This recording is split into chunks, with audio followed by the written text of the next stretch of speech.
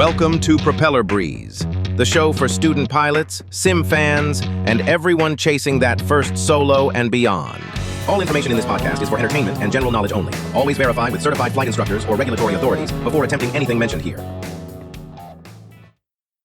You know, you can legally command a hot air balloon, like thousands of feet in the sky, a full year before the government even trusts you to drive a Honda Civic to the launch site. Yeah, it really is. It's the ultimate balancing act. I mean, aviation is just packed with those bizarre regulatory trade-offs. Right. It's like every single time a pilot wants to go faster or, fly higher or travel further, the FAA demands this very specific pound of flesh in return. Exactly. It is a constant exchange of freedom for, demonstrated responsibility. Welcome to the deep dive. Yeah. And if you are listening to this, you are probably in the thick of it right now. Oh, yeah. Grinding through those student hours. Yeah, dodging bad weather, fighting your way toward that coveted private pilot license. You're PPL. It is a grind, but a completely necessary one. Definitely.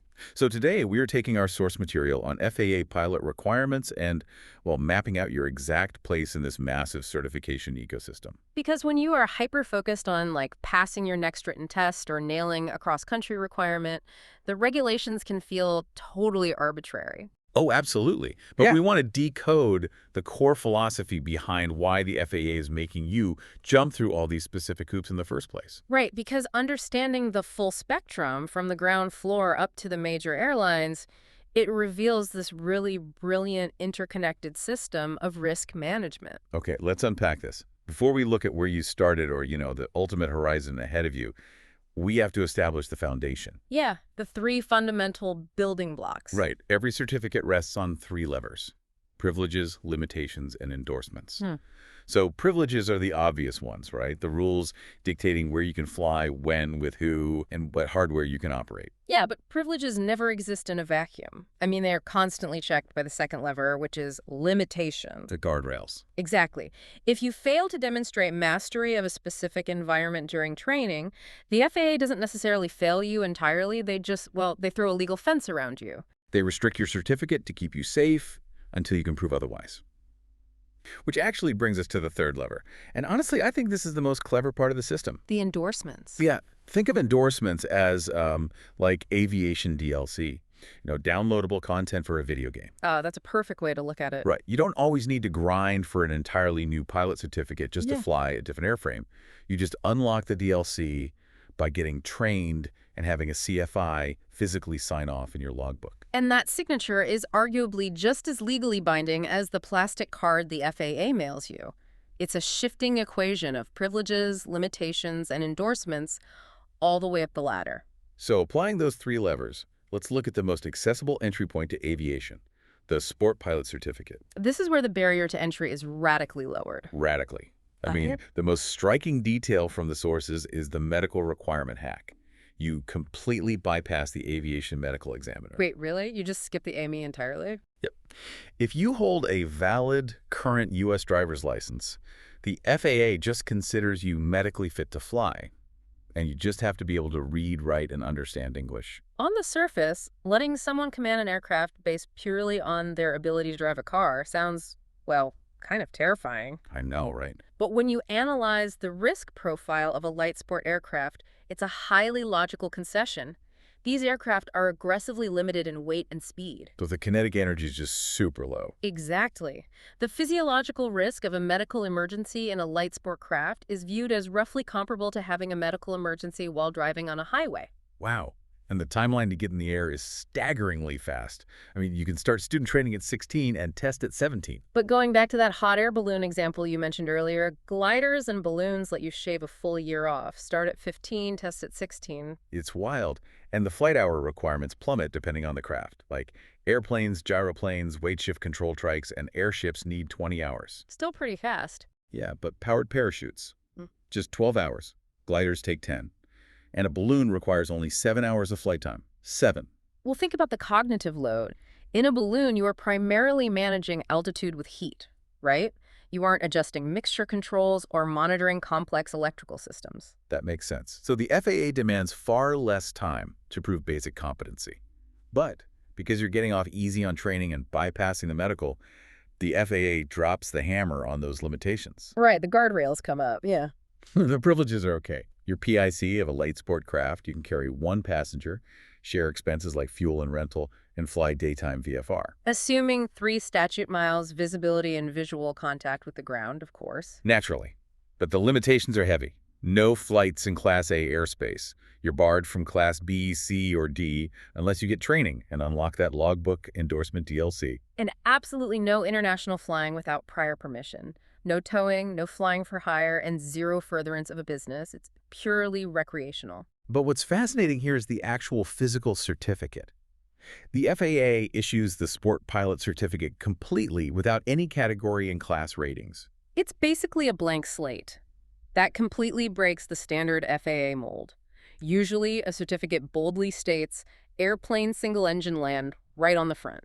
So it's entirely reliant on instructor logbook endorsements. Yeah. If you get ramp checked, that plastic card is useless without the CFI endorsement proving you're trained for that specific category. Exactly. But, eventually the thrill of a low and slow aircraft wears off. A pilot might want to carry their whole family or fly a faster Cessna. Right, so if sport is so accessible with just a driver's license, why would someone go for a recreational pilot certificate instead? What's the strategic advantage there? The hardware upgrade is the whole point. Upgrading to a standard category single-engine airplane, helicopter, or gyroplane opens up immense utility, but it triggers a higher barrier to entry. So the driver's license hack is gone. Yep. You now need a formal third-class medical, and you have to pass comprehensive knowledge and practical tests. Minimum age is 17. And the hours jump to 30. The text breaks it down meticulously. 15 hours dual instruction, 2 hours en route training, 3 hours test prep, and 3 hours solo. You're getting much closer to that 40-hour PPL threshold you're working on right now, but the FAA still treats a recreational pilot like they are on a tight leash. Yeah, the most brutal limitation is the 50 nautical mile range from the departure airport. Because 50 miles is virtually nothing in an airplane. You hit that in under half an hour, but it restricts the pilot to local, familiar knowledge. Right, avoiding the terror of changing weather fronts in unfamiliar terrain, and you're restricted from flying at night or in airspace requiring ATC communication. And here's the kicker. Even if you're flying an aircraft certificated for 4 occupants, you can't act as PIC if it has more than 1 power plant, and you're legally capped at 1 passenger. It's the equivalent of buying a minivan and being told you can only ever use the passenger seat. That is a perfect analogy. It's all about minimizing potential casualties. Still, that 50-mile limit isn't an absolute prison, is it? No, not at all. You can break out of it with additional training per Part 61. It's another loophole where endorsements act as a pressure relief valve. And you can still pay no less than the pro rata share of operating expenses with that 1 passenger. But here's where it gets really interesting. The goal. The private pilot certificate. Exactly. The spot you, the listener, are currently fighting to reach. It's the gold standard of personal flying. Oh, absolutely. It allows command of almost any aircraft subject to your ratings for any non-commercial purpose. It's ultimate VFR freedom. But wait, I want to push back on a contradiction in the text that confuses a lot of students. It says, flight in furtherance of a business is permitted, but also says a private pilot may not be compensated in any way. How can both be true? It's a great question. It hinges on what is actually generating the revenue. Are you selling the flight itself, or is the flight just incidental to your real job? Okay, so if I'm an architect and I fly myself to a meeting to pitch a building project, that's furtherance of a business. I'm getting paid for the blueprints, not the flight. Precisely. You can fly yourself to that meeting, but you can't be paid by someone to fly them to a meeting. Because then I'm an unregulated air taxi. Exactly. The FAA will shut that down immediately.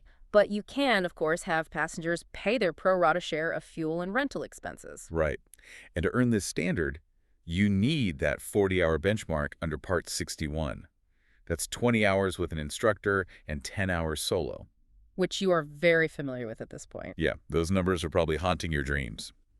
So once you nail your PPL, what happens if you catch the bug and want to do this for a living? That's when you transition to the commercial pilot certificate. This is where compensation actually becomes legal. Turning pro. Yeah. But the standard of airmanship skyrockets.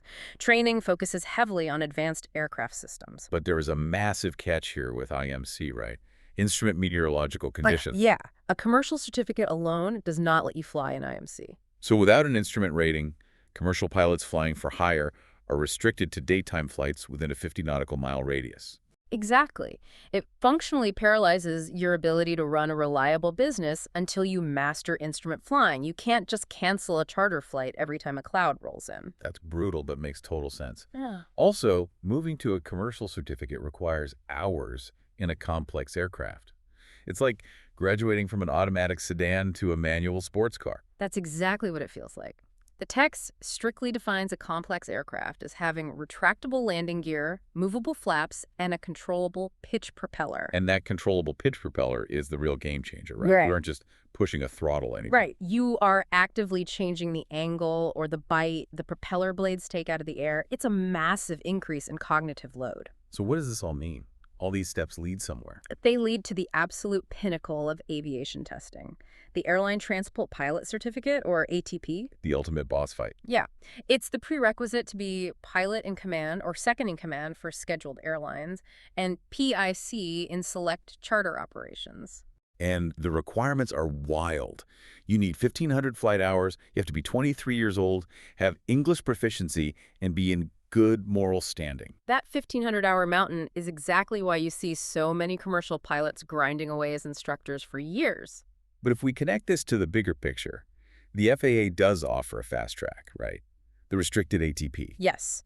A restricted ATP allows serving as SIC in scheduled airlines at age 21 with reduced hours, but it's heavily based on specific academic and flight training experience. Basically, they trust a rigorous university aviation program over someone just towing banners along a beach for 1,000 hours. Exactly. It's a structured environment versus unstructured hour building. Man, looking back at this entire roadmap, it's incredible to see where your current PPL training actually fits into the grand scheme. You've conceptually blown past sport and recreational flying. Yeah, you are learning the foundational DLC of logbook endorsements, and you're standing right on the brink of your private pilot license, with a horizon of commercial and ATP ratings out there waiting for you. But, of all the technical requirements we've discussed, the hours, the controllable pitch propellers, the most curious one is that ATP requirement to be of good moral standing. Yeah, it's so non-technical. I mean, the FAA can easily measure 1,500 hours in a logbook, but how does an aviation authority actually measure good moral standing at 30,000 feet? It's a fascinating question. They don't have a check ride for integrity. No, they don't. But maybe the rigorous journey of discipline, continuous learning, and life or death responsibility you are undertaking right now to get your PPL, maybe that is exactly what shapes that moral character in the first place. That is something to mull over before your next pre-flight inspection. Definitely. Keep grinding on those hours, and thanks for taking the deep dive with us.